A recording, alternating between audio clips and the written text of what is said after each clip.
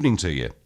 Good evening. As we speak, my incredible daughter, who came back from Thailand on the day of lockdown, having left the country on the 28th of February, is driving back from a very socially distanced, peaceful protest in Birmingham. In the last 10 weeks, she's left my house twice, apart from walking the dog around the block.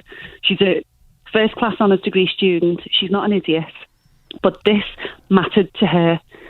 What Dominic Cummings did allowed everybody to make their own choice.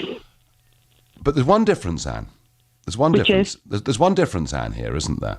And that is that Dominic Cummings drove up to Durham and chose to spend the period of isolation in Durham, and you can question that. Dominic Cummings went to Barnard Castle, and it was a bit of a cock and bull story about eyesight.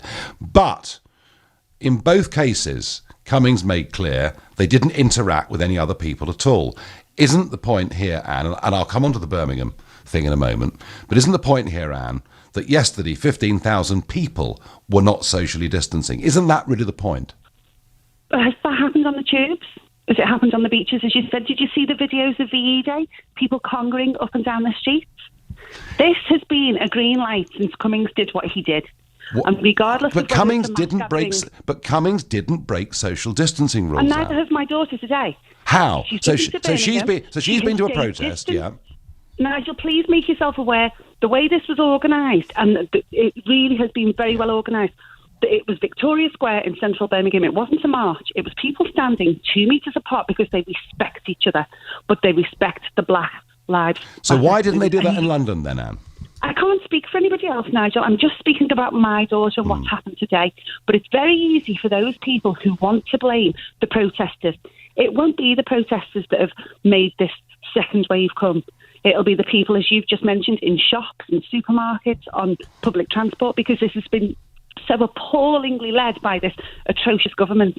Well, I mean, and VE Day was before the Dominic Cummings thing. It's worth pointing that out. Yeah, of course, but it was also, you've just hit the nail on the head. The beaches were busy because of the weather. You know, I've been working from home. I've literally done 12 weeks in my dining room as my office while colleagues are on furlough and sitting in the garden having a great time. But Anne, you can go to the beach and socially distance, can't you?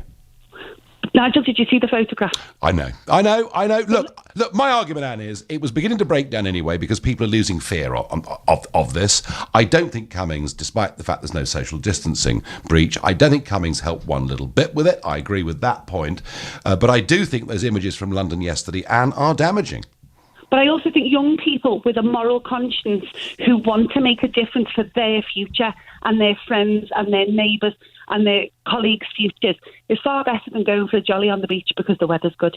At least there was a purpose with this, Nigel. And I'm telling you now, my daughter is a very incredible young woman. She wouldn't put her or me at risk or our neighbours or anybody else. Well, good for her. She felt the absolute urge that she had to make a difference. I believe every word you say on that, and she believed in the cause, and I believe every word you say on that. But it is true, a lot of young people do feel slightly invincible, don't they?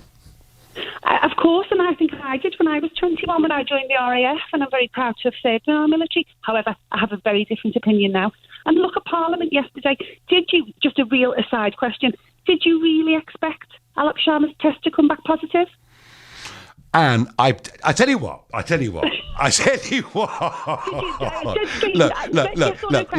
If it was Anne, even look, I'm not a huge fan of much of this government. You know that, but if it was positive, they would tell us, wouldn't they? Absolutely not. Oh, come on, Anne.